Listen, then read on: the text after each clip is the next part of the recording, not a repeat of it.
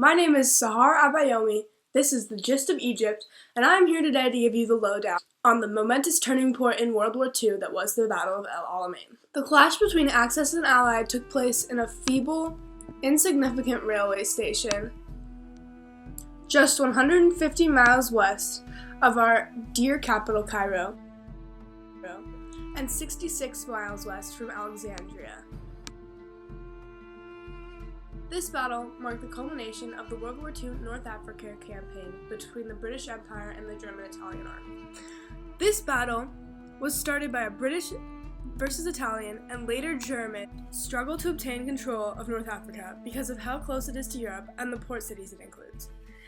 It was a battle of the Western Desert Campaign of the Second World War of the Panzer Army, aka the Afrika Korps, commanded by Field Marshal Erwin Rommel, nicknamed the Desert Fox, versus Allied forces of the 8th Army commanded by General Claude Auchinleck. On July 1st, 1942, the battle began. Alamein is on the coast. Axis positions near El Alamein only were dangerously close to the ports and cities of Egypt, the base facilities of the Commonwealth forces and the Suez Canal, and the Axis forces were too far from the base at Tripoli in Libya to remain at El Alamein indefinitely, which led both sides to accumulate supplies for more offensives against the constraints of time and distance. Rommel repelled repeated air and tank attacks, delivering heavy losses to armored strength of the British, and finally using his panzer divisions, managed to force a British retreat, a retreat so rapid that a huge quantity of supplies were left behind. Rommel managed to push the British into Egypt, using mostly captured vehicles. Rommel's Afrika Korps was now in Egypt, in El Alamein, just a little west of the British naval base in Alexandria. Axis powers smelled blood. The Italian troops that had preceded Rommel's German forces in North Africa, only to be beaten back by the British, then saved from complete defeat by the arrival of Rommel, were back on the winning side. Naturally, Benito Mussolini saw this as his opportunity to partake in the victor's spoils, and Hitler too anticipated adding Egypt to his empire. Who knows how that would have gone? But the Allies were not finished.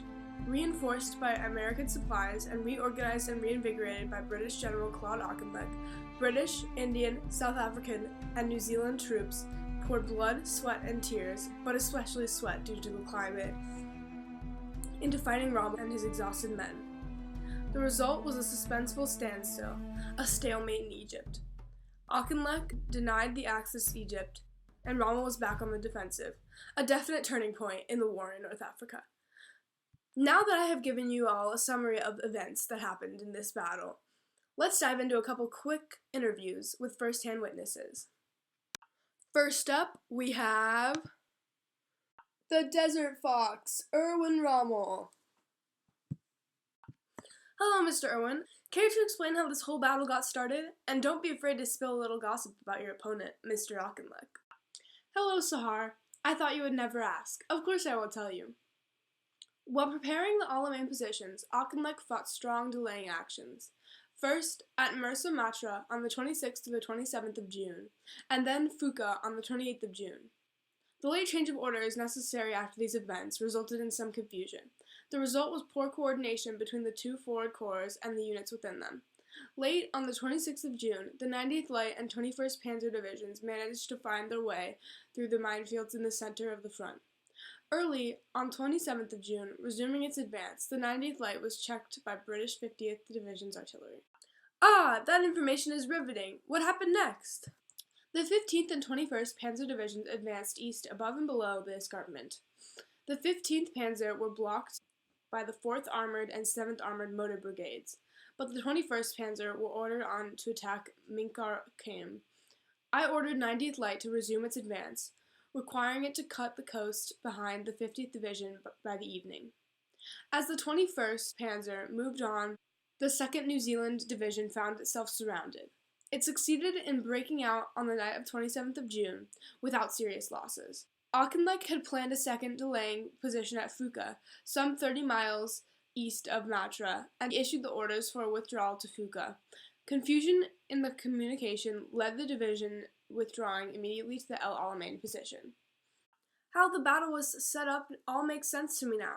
Thank you for your time, Desert Fox. My pleasure, Sahar. Also, just to clarify to your viewers, I do not fight for Hitler, power, or the extermination of Jews. I fight for Germany. Wasn't that lovely? Up next, we have Christoph, a German infantryman, here to tell us a little bit about his experience. Hello, Chris. Can I call you Chris? Yes.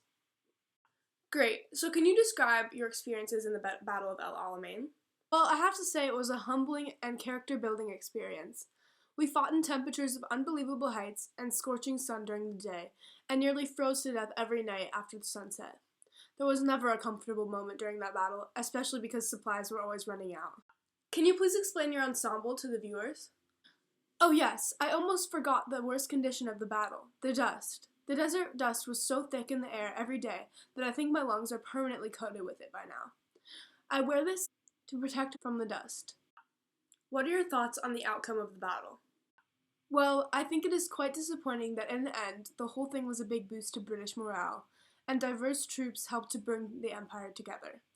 The Axis made no progress in the acquisition of North Africa, but I am not discouraged.